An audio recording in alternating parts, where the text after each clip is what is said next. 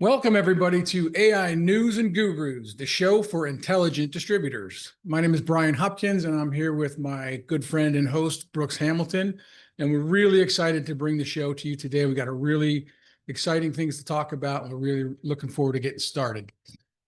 So before we do that, let me make sure that everyone is aware, if you aren't already, about the can't miss event of this year. This is the only live AI for distributors show in the industry.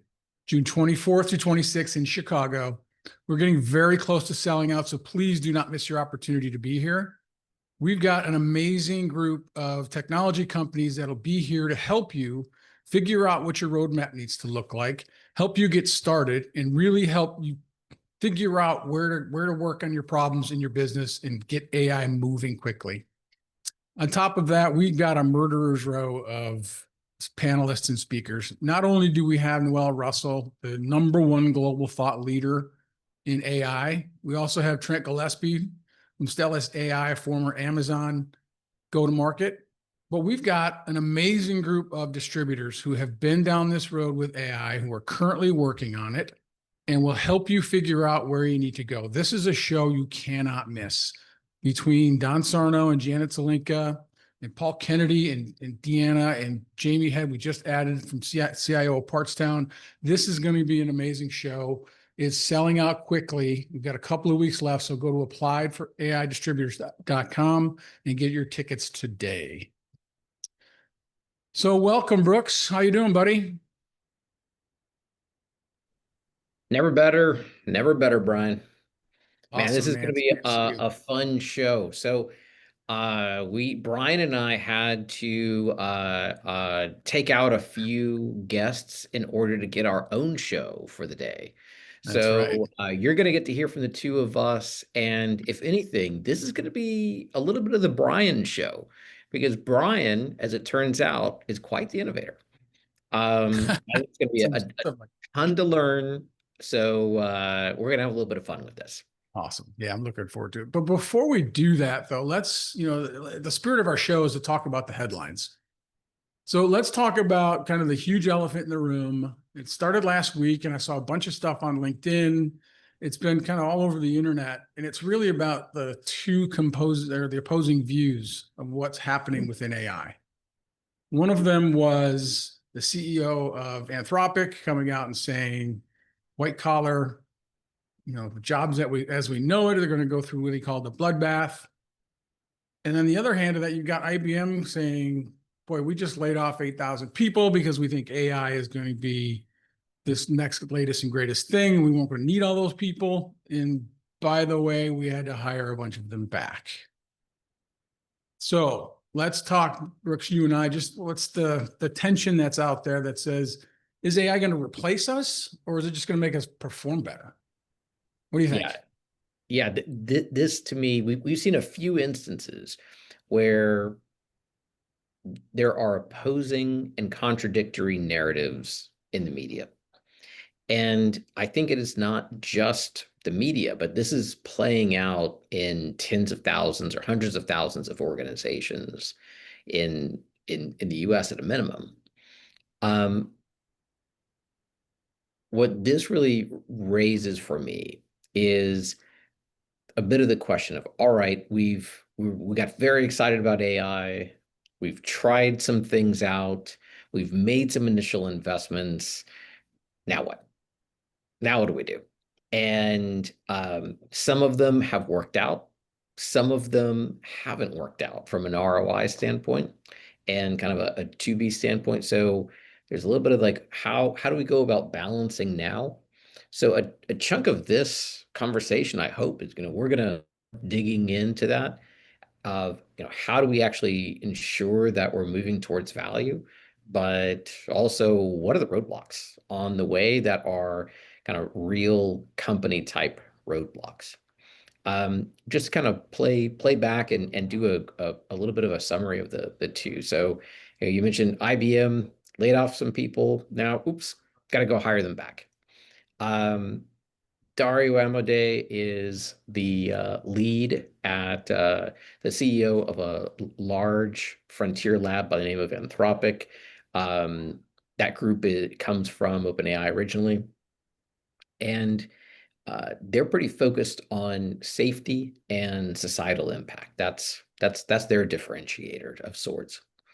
And what their CEO Dario brought up was, hey, we think that once this technology actually is utilized in the way that they expect it to be, there are going to be job losses in the knowledge industry or kind of the corporate work industry. And so, kind of here we find ourselves. Which of these paths are we really going to go down? Yeah, and I think it's a little bit of both too, right? I mean, if a guy like Dario from Anthropic is saying this is going to be, call it a bloodbath of white collar jobs, and they're more aimed at the human side of AI, then what's it really going to be like? Right. So there's that end of that spectrum. And the other end in our world, right, in the distribution world, it's like, hey, we're going to try this and it's got to work.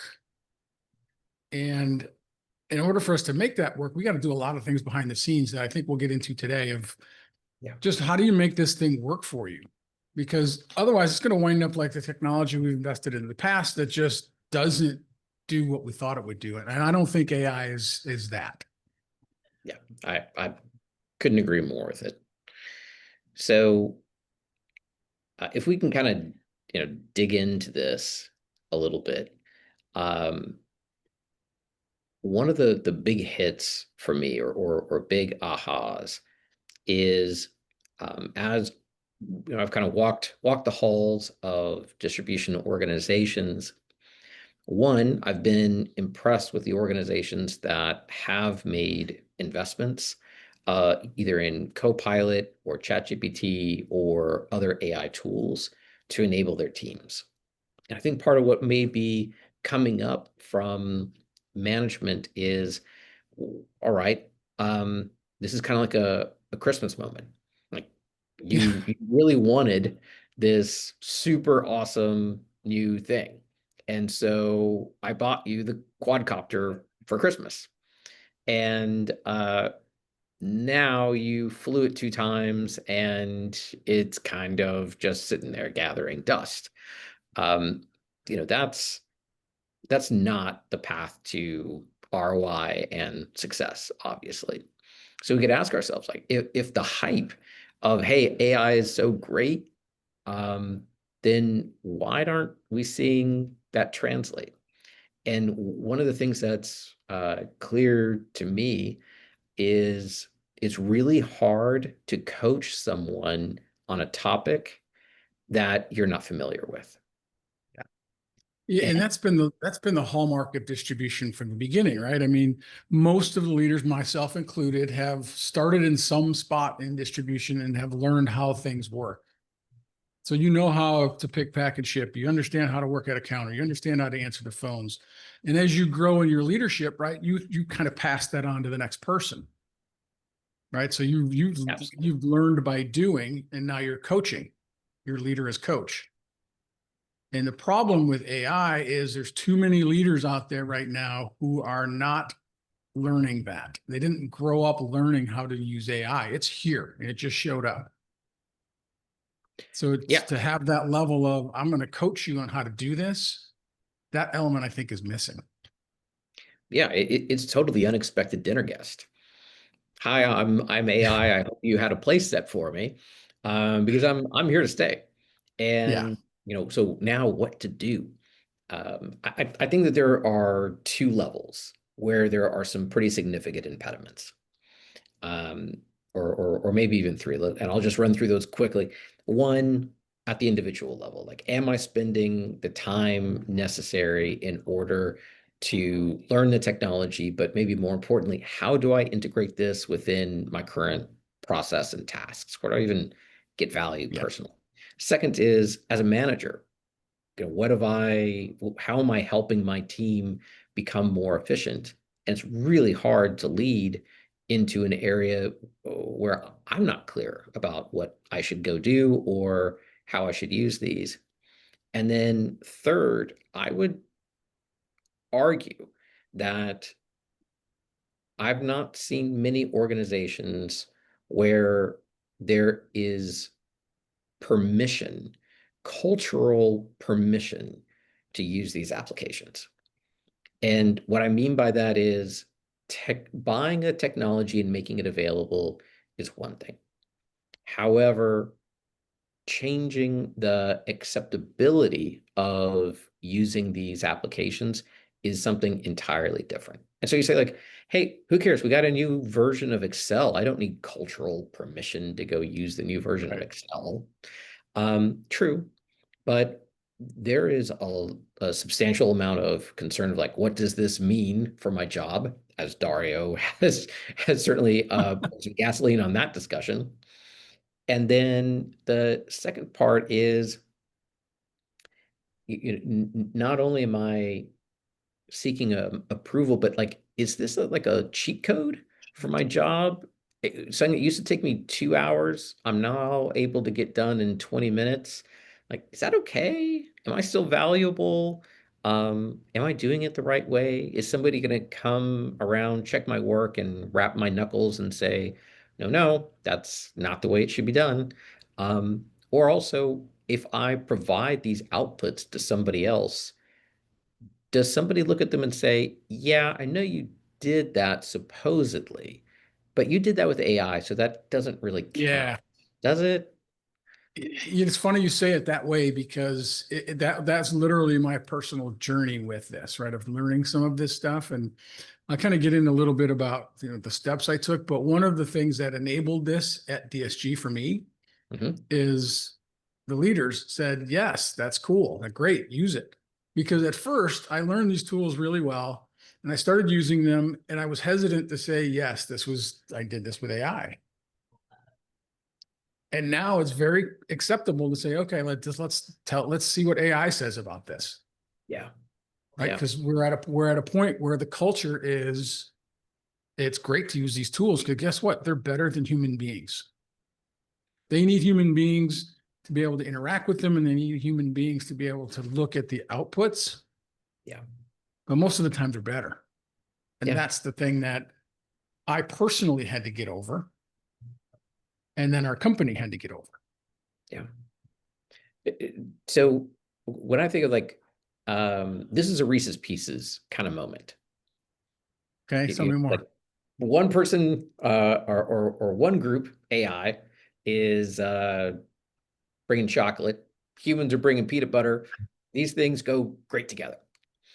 And but if everybody brought chocolate or everybody brought peanut butter, that'd be a different story. But luckily, I think we have the best of both worlds. And let me explain where I see this fitting. You know, from a AI standpoint, it is fantastic at I think about it as like as generating options. And if you look across those options, you might say, wow, that's both more options than I was thinking about. And some of those options are better than the options I was thinking about. That's where you have to humble yourself, right? A little bit. They're Yeah, better. yeah. But Okay. the really cool flip side of it is I don't have to have the best idea. I have to have the best discriminator of ideas. I have to have the best filter. And another way of saying that is I need vision and I need taste. It's vision to understand where are we going with this full exercise, and then taste to make sure, does this fit in the context of my organization? Is this what I Hmm. want it to be? And are the incremental steps along the way leading me in the right direction?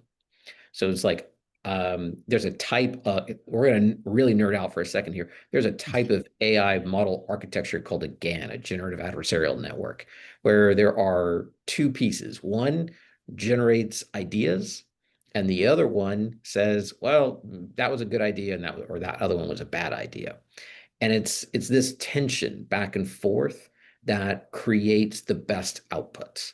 And so I think about us in a corporate environment being our own little two-headed GAN of the AI brings us options, we bring Hmm. vision and context, and when we put those two things together, boom, Reese's Pieces. Yeah, I love that. I love, and I'll say this, and I'll get to where I'm going hopefully as quickly as I can, because it plays into what you're talking about. So this journey of mine about starting with these AI tools, and I'll go back to telling you, I was the guy who had and I hate to say this way because this makes me sound really old. I had one of the first VCRs in 1978. I was like 9 years old. Love it. Right. So I really got into technology very, very early, right? Very early. Yeah. So think about this in 2022. I think I've talked to this about you. In 2022, I started seeing this stuff called ChatGPT, right? And I thought, okay. And I remember distinctly going to my customer service manager saying, hey, I think this could be the thing, right? Because in distribution, we always worry, does the CSR know enough to talk to the customer about the product? So it was Yeah. one of those things, hey, this could be the thing, and totally forgot about it. Flash forward to 2023, and I'm watching Mike Marks, the legend in our industry, teach a webinar about this thing called ChatGPT. And I was like, oh yeah, I remember that thing. Right. So why this is important is all of a sudden I thought to myself, the guy who's been technologically advanced and in front of most things throughout my entire career, I'm like, I am all of a sudden behind. So I had to start thinking about that. So I had to personally invest time, effort, and energy into what are these large language models? What do they do? How do they work? Right? What's the best use for them? So I spent a lot of time on YouTube, and I'm going to share with this audience after the show the 3 or 4 things that I use to kind of jumpstart, because it was really hard to figure out where to start. And honestly, I had to humble myself, and I learned this literally from a kid who was probably 20 now, but he was 17 at the time. It's a great story. But he was a really good teacher on how these things work and what the use cases for them were. So it gave me a very, very good basis for it. So, right? So fast. Go ahead. What would have happened if you never did that? If you read the articles, but you didn't take the personal initiative to give this a shot? Or how It would would have wound up like a lot of things, right? Because the problem is, it's not the will to want to learn something, right? We all have that, like, hey, I want to understand what the next best thing is, but we've got day jobs and we've got stuff that goes on, and you just run out of time. So I likened it back to when I first started my career, right? I just didn't come into the branch at 7 o'clock and leave at 3:30. I came in at 7 and I left at 6. Right? Because I wanted to know everything about how it worked and how it ran. So I had to see the whole thing in its totality. Yeah. So I kind of look at these large language models the same way. If I really want to know, then I'm going to have to personally invest more energy and effort into it. Yeah. That's right. And so if I'm a typical knowledge worker and I'm trying to get the job done that I'm being measured on, and there's this other option out there that if I'm willing to spend some amount of time of my personal time, that's totally optional for me to spend it or not, and my company hasn't really given me the cultural permission and kind of air cover to go do this, like, what are my incentives? Yeah, I think what you need to do is start micro learning, right? Learning bits and pieces of this on your own, because your organization may not be at a point where it's ready to kind of take this on and be that cultural, like, build it into the culture. Yep. But as an individual, you really have to invest in that, and then you can help shape the culture from the inside out. Right. So if you, as an individual, let's call you a district manager, something, a middle manager of some sort, or even an individual contributor, you start learning how to use these tools personally, and you start sharing that with others, and it starts expanding that a bit.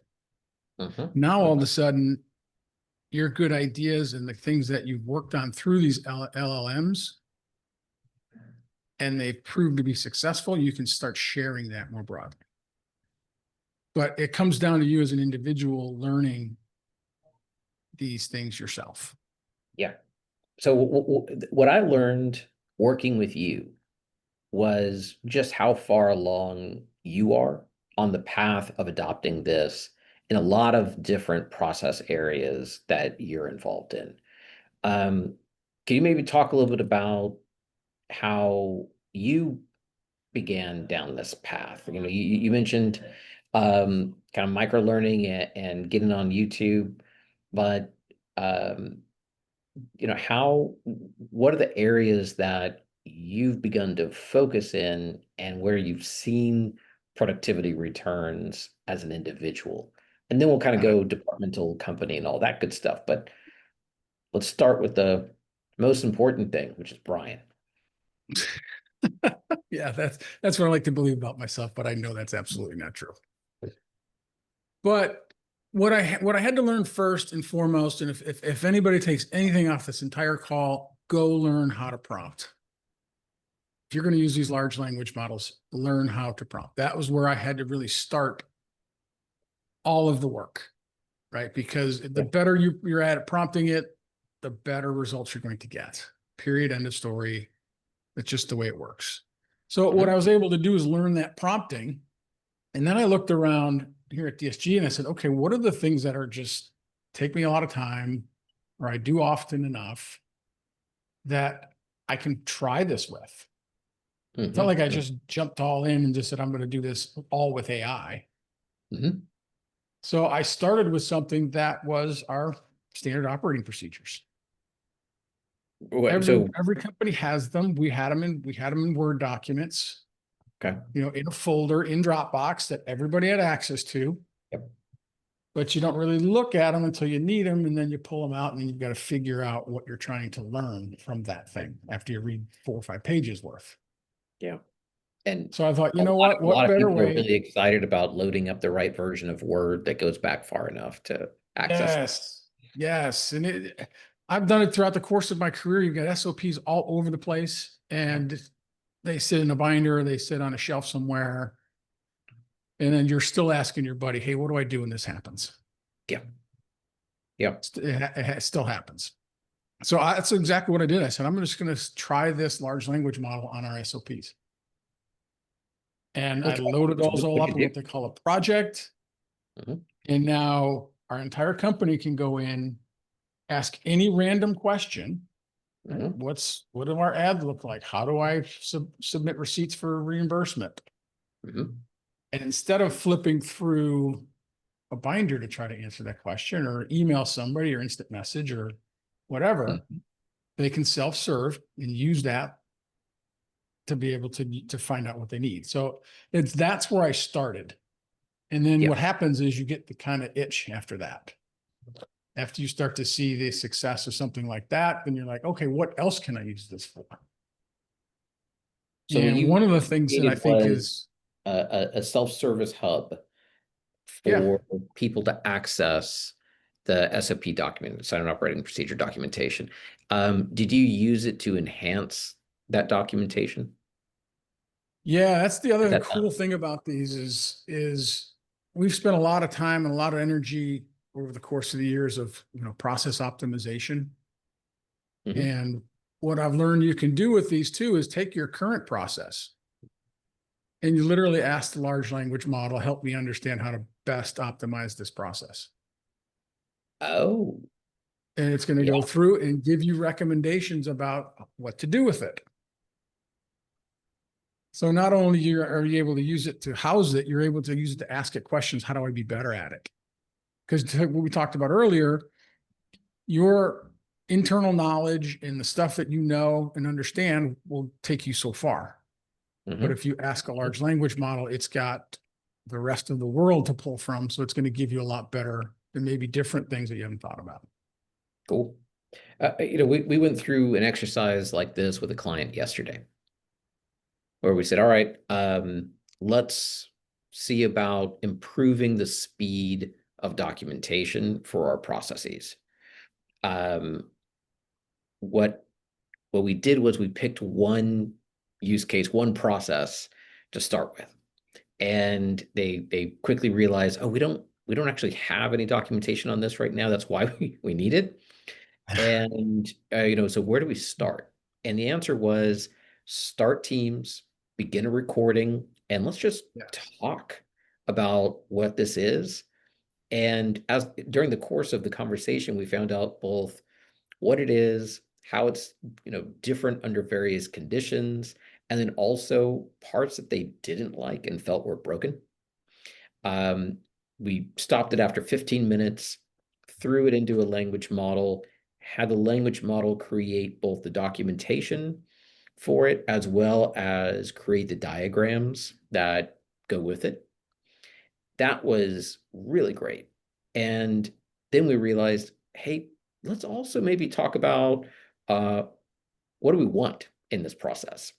Yeah. Then it created the 2B based on our comments and feedback during that 15-minute conversation. So if you think about like, how do I start from zero and get something of value out of it? Whack. There's a super easy one. Beginning to end is 45 minutes. In contrast that, Brooks, with the experience I had at my last distributor, where we've tried to standardize process across a number of branches. Mhm. I fanned out the branch managers. They went and did this go see work. They spent a lot of time talking to people in different branches. How do you do this? And spent months putting Yeah. together documentation about standard process. Yeah. Versus the way you just described it, get a bunch of people in a room and just start having a conversation. And now these large language models can take all of that, synthesize it in a way that now it makes sense and it's Yeah. faster and better. Yeah. There's something else I want to point out about that prior process, which was that team created two things, one of which was an output. You all saw the summary and end result of their activities, but think about all of the data assets that were built along the way that were incremental and that were essentially thrown away. So, like, how many branches did we speak to? What were the conversations that we had? What was the Right. data that we accumulated along the way? How has the process worked? And, I'm sure that they wrote this stuff down or put it in a notebook or captured it in a Word doc and then put it on their hard drive or personal drive or whatever it might be. But all of those things that they captured are usable by language models. You Usable don't over time too. And have that's the, Yeah, you don't have to take just that end result. You can now wrap that entire set of discovery that you have executed and use those as direct inputs to your output. The thing that I often have noticed over the course of my career is I take notes religiously. I'm not taking notes about what people are saying. I'm taking notes about what I'm thinking about. And um, those would just kind of like fall by the wayside. And I would also pay attention to a few things that I could recall. People can only remember 3 to 6 things, period. right. And so I'm going to focus on those and they kind of fit my narrative and where I was coming from. But when I would go back and I would look at the notes, or when I throw that into a language model and ask it to summarize, I see, oh, I I Exactly. forgot to mention X, Y, and Yeah. Z because it kind of wasn't what I was looking at or for. But it's a much more complete answer. So anyhow, we can look at both faster outputs, but also that utilizing the assets that we're creating as part of the process. Yeah. And that's your point about capturing the voice part of that. One of the other things that I did was listening to, we have two founders, Jonathan and Ian, and both Mhm. everybody knows who they are. And both of them can talk about this business in ways nobody can.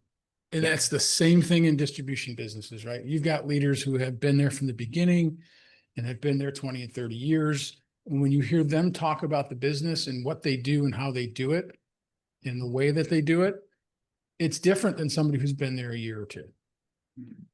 So I use these large language models to have conversations with those two and hear conversations, you know, these Otter or these all these voice transcription services that are out there. You take all of that, and all of a sudden you're capturing intellectual knowledge. You're capturing the essence of the business from the people who built it. So this problem that we've had in distribution forever, and we've talked about it at least for 10 years, as far as I can remember, is all this intelligence is retiring. Mm-hmm. It's leaving the business. This is an Mm-hmm. amazing way to capture all that. You know, and Yeah. most people in my experience, you know, if you're retiring out of an organization, you've been a long time, there's a certain legacy you want to leave, right? So there's a lot of people that would be more than willing to sit down and talk about the business in general, the customers they've served over the years, Mm-hmm. the way they've gone about it, the culture that's been built for that company, and just have a conversation about it. And now all of a sudden you've got a wealth of information that you take from these voice recordings and you put it in a large language model. And now somebody just started 2 weeks ago, types into the large language model, tell me about our company. And the output is from the people who built it. Yeah. Yeah. So this is an opportunity to capture how the founders and also the people who have learned the lessons in Yes. the business, how they think about it. And it's a rare opportunity of having a transfer point without the individuals who have that knowledge, like sitting down for a month to answer questionnaires or fill out Q&A reports or but really the best way to do it may be just interviews and taking transcripts from there. But there are so many ways of capturing this information without it being cumbersome for the people who are outputting it. You know, that's been one of the primary challenges of applications like CRM. Great value for sales management, but it does require effort from people who are in the field, you know, age old story. Right.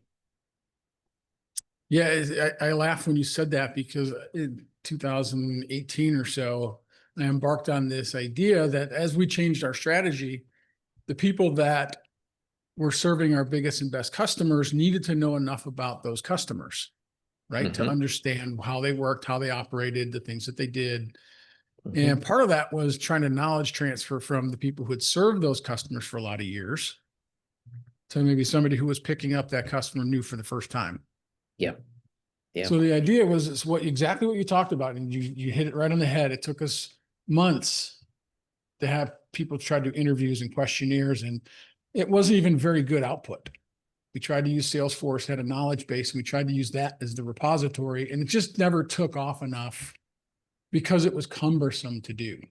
Mm-hmm. Mm-hmm.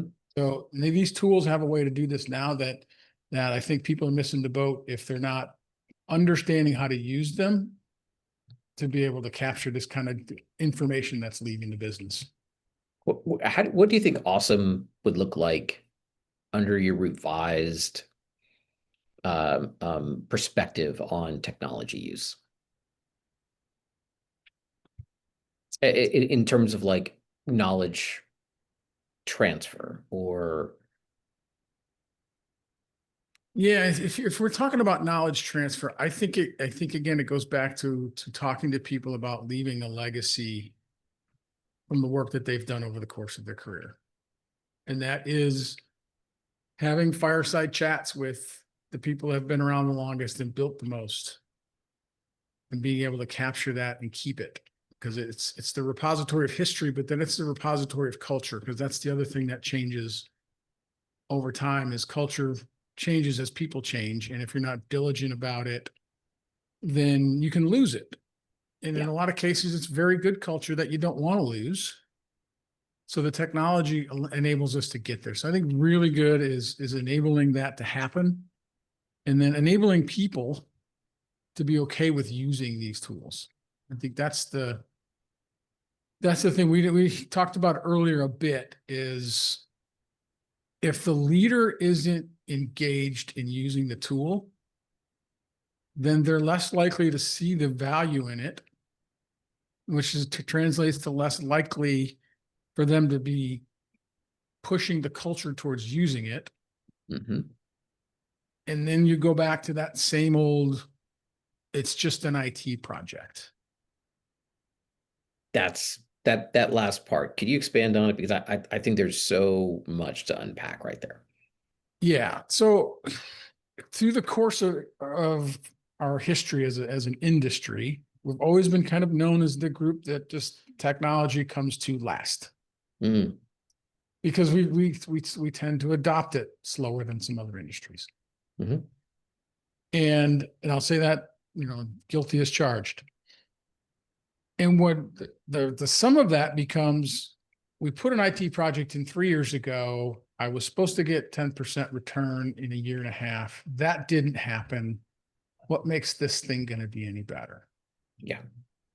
Yeah. But I think the biggest difference with this version of technology and why people have to kind of pay more attention to it is it's not the old put the e-commerce system in, put the piece of technology in, let it go, and then you're going to have to upgrade it in 2 years, or you have to move to the Mhm. cloud, or any of the things that have kind of stopped technology in the past. I think that's gone with AI Gone.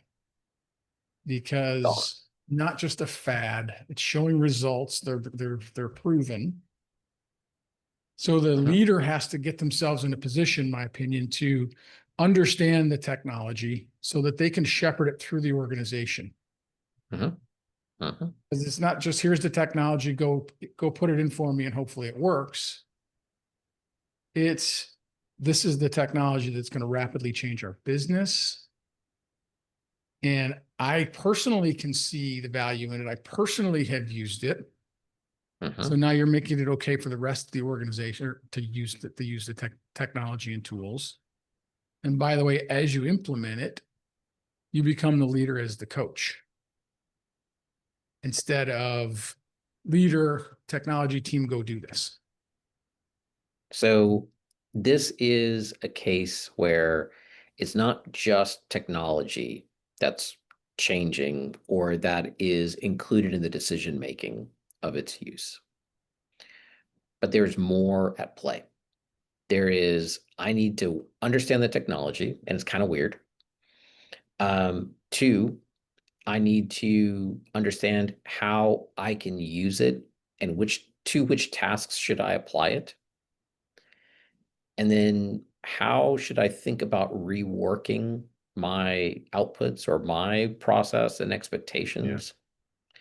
One of the biggest shifts in thinking that I observe is previously we spent a little bit of time in designing what we're going to go do or laying out our objective of what we're going to go do.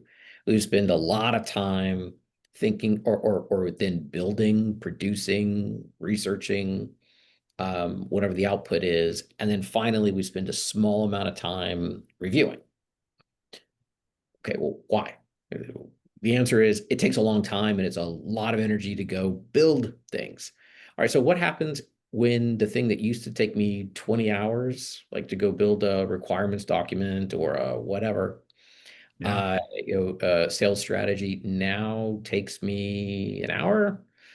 Um, where should I spend the time? Should I just kick back and go for a round of golf? Or do I want to think about um, how do I spend more time honing my core comparative advantage, which is vision and taste, when I'm beginning to create that object and output? Then I'm spending a small amount of time creating it. And then I should be spending a lot of time speaking with my peers and those who are impacted by it to really capture all the feedback I can to go put it back into that original deliverable. But this is a complete flip in terms of where I'm spending time and what I'm spending time on. And counterintuitive to a lot of people. It is, and and it goes back to that leader as coach, right? Is you got to be okay with being able to say, okay, it only takes you an hour to do this now. So the extra 10 hours that you used to spend or whatever you used to spend, here's what I'd like you to start thinking about. Mm-hmm. Mm-hmm. Or, by the way, I talked earlier about, the reason a lot of people don't get involved with learning more outside of their core job is you've got families, you got commitments, you got the job, and Oh, there's time that's you just don't have sometimes. yeah. So now all of a sudden, if you're saving yourself some time on using some of these models and using AI, now you can invest some of that back into learning more. Mm-hmm. Or learning more about your craft or more about the business you're in or the competition you're part of. We don't spend a lot of time at all on that, right? In our day to day, where we struggle to find time to do a lot of that stuff. Mm-hmm. Mm-hmm. But you're right. It's a fundamental okay from the top to the top of the organization down to the bottom to say it's okay to use these tools to help you be better, faster. Show us what you're doing. Show me some of the cool things that you've done so we can share them. And by the way, now you can invest going back to being a better employee. So sounds like what you're talking about is analogous to compounding interest. I think all kinds of economists have said one of the best inventions ever is compounding interest. It's great. I kind of think about learning about AI in the same way. If your payback is 20% productivity improvement, which I think is way on the low side, I think it's more like 40. That is a fantastic rate of return for learning about AI and learning about how it can impact, my role and those around me. But I also kind of feel like one of the pieces of friction into why I should go do this is that, if I create a piece of, if I use a language model to create some content, at first I kind of was concerned that people would instead say, "Hey, you cheated on this. Yeah. This is just AI. It's kind of trash. Why should I even pay attention to this?"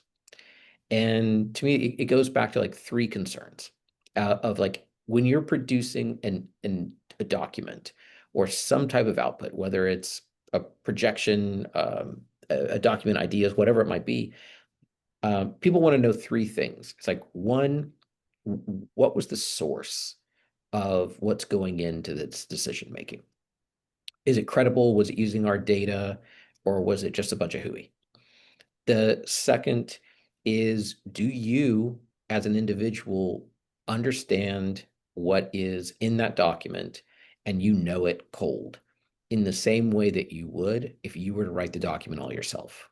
And then the third is that of like, do you stand by the projection that is in that document? Are you willing to sign up for the responsibility of it?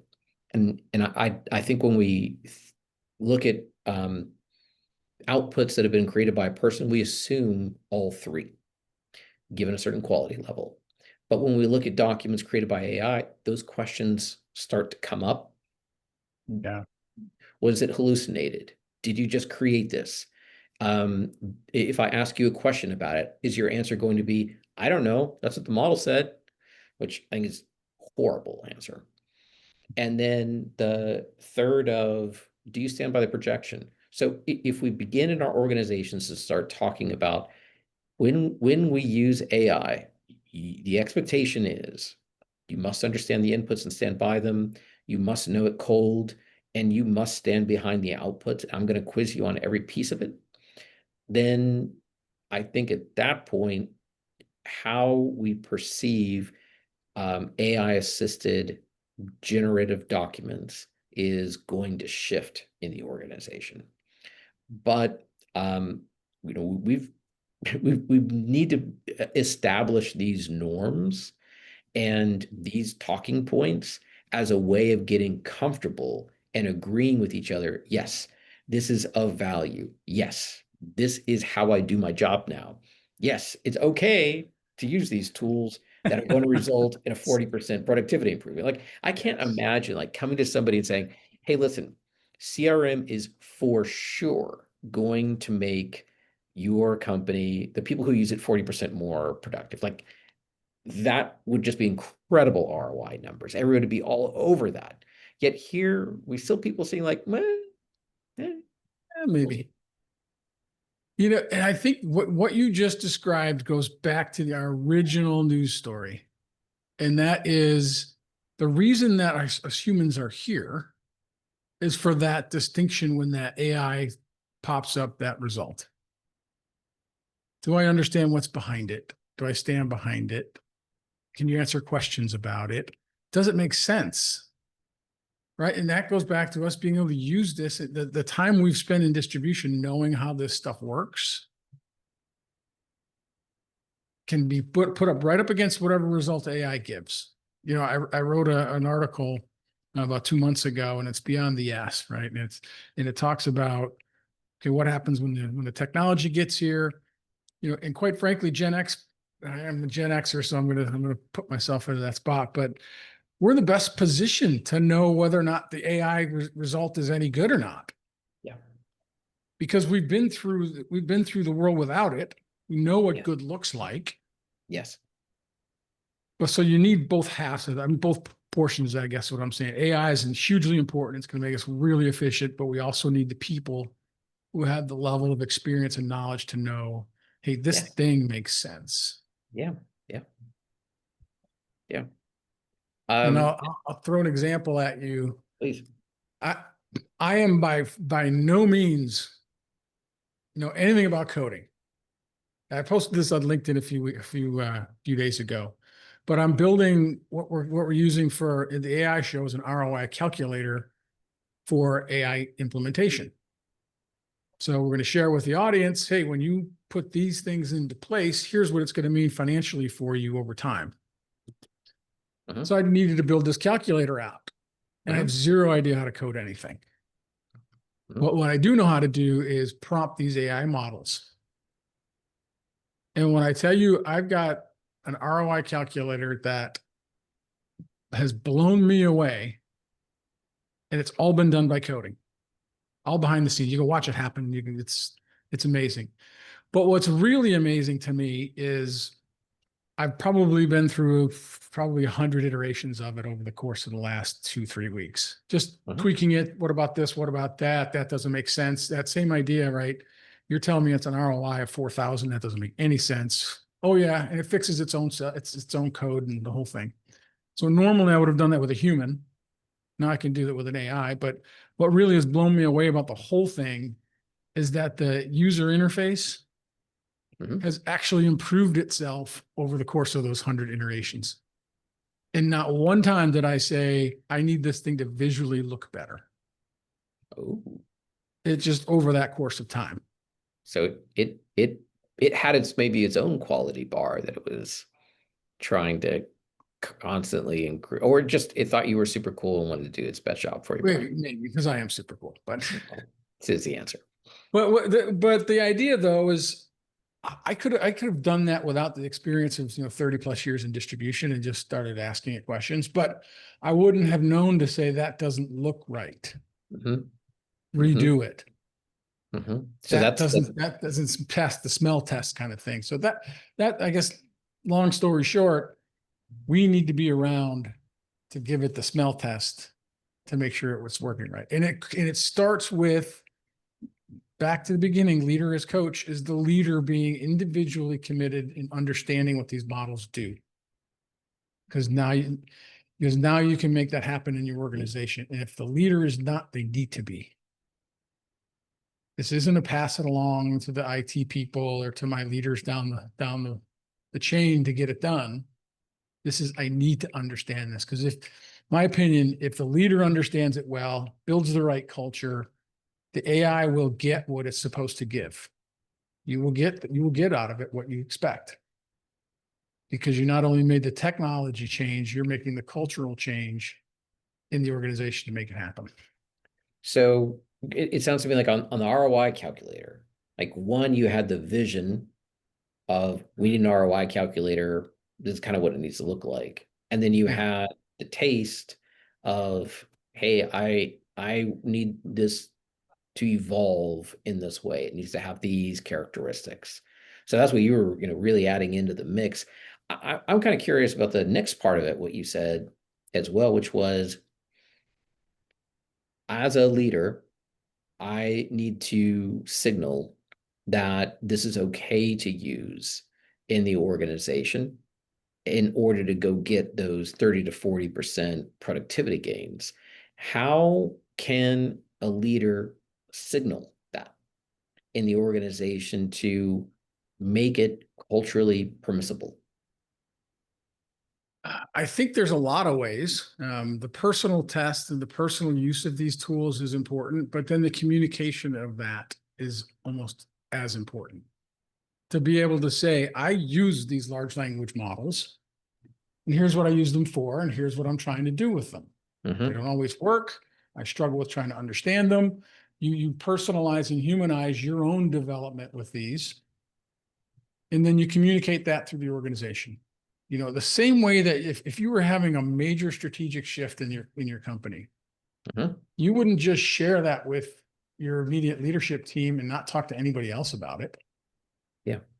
You do town halls, you do branch visits, you do, you know, calls with people, teams meetings. You would be very diligent in communicating that.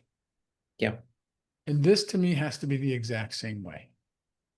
So let's kind of flip this around to talk about the cost of the problem or the hypothetical cost of the problem. Let's say somebody came in and said, listen, if you communicate to the organization, you can expect 10% to 20% improvement in productivity. If you do nothing, you will get nothing. What would that financial figure be? Yeah, I imagine pretty substantial. Um, It's I think it's fairly substantial. And if you're not doing it because it's either not for you or your customers don't want it or whatever reason you're not doing it, your competitors are. okay. And what is going to happen is those who start now and have started are going to start gaining an advantage where they'll be able to start taking market share from you in the next 1 to 2 years. Yep. And if you wait for the third year to start, you may never catch up. And I don't mean that to be hyperbolic. I don't mean that to be, scaring people or any of those things. It's a fact. If you use AI to be more productive in your business, you're going to be in a position to take market share. And Mm-hmm. if you wait long enough, you just might never recover from it. Mm-hmm. So this is part of that compounding Yes. knowledge interest story. If I start now, if I get wide in the organization and we begin adopting and implementing, then that opens up more time for us to think about how to further accelerate our productivity. Yeah. I'm I've one other thought about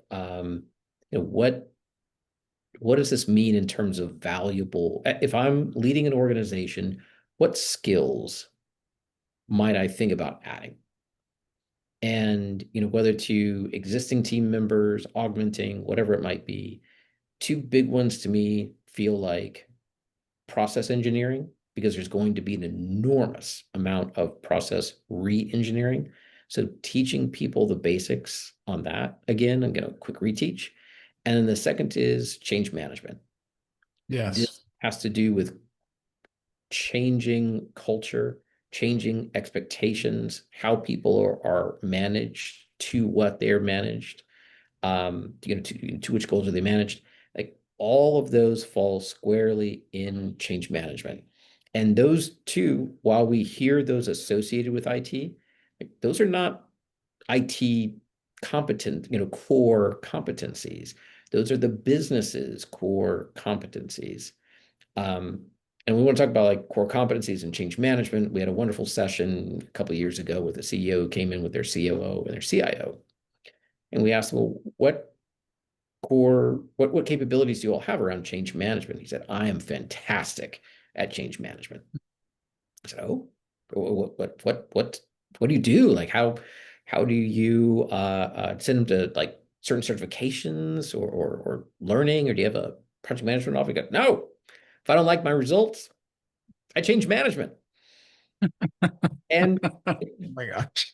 that's what I Yeah, that's probably not the way we want to go about it, but know if it is. Right, but it's absolutely not the route to take in order to maximize the experience, investment, and perspective that we have resident in our organization, but to ignore the change management requirement and process reengineering requirement in this, I think is is maybe not to look fully at the opportunity ahead of us. yeah. So you've either on purpose or inadvertently teed us up for our next June 19th show, where we're going to have Tracy Sorenberg on to talk about change management, among a lot of other things in terms of AI. So that's going to be an amazing show. So we are literally on top of the hour, my friend. This has been an amazing conversation as usual. Always love getting together with you. But before we say goodbye to the rest of the audience, two things coming up very soon. June 11th, the State of Distributor Pricing and Costing. Greg Smith, again, is going to wow us with this new stuff coming out, making sure we've got all the survey information coming out and telling us what's really happening in pricing and costing. Sponsored by our friends at Epicor. And on June 18th, the biggest thing people talk about sometimes is fixing the data. How do you get your data right before you start embarking on some of this AI? And Patrick Knight, the president CEO of IDEA, will be there talking with Ian, and that is going to be sponsored by Epicor and White Cup. So two very important topics coming up. And until next time, June 19th, my friend, we will talk to you real soon. Always a blast. Yeah, take care, buddy. Bye-bye.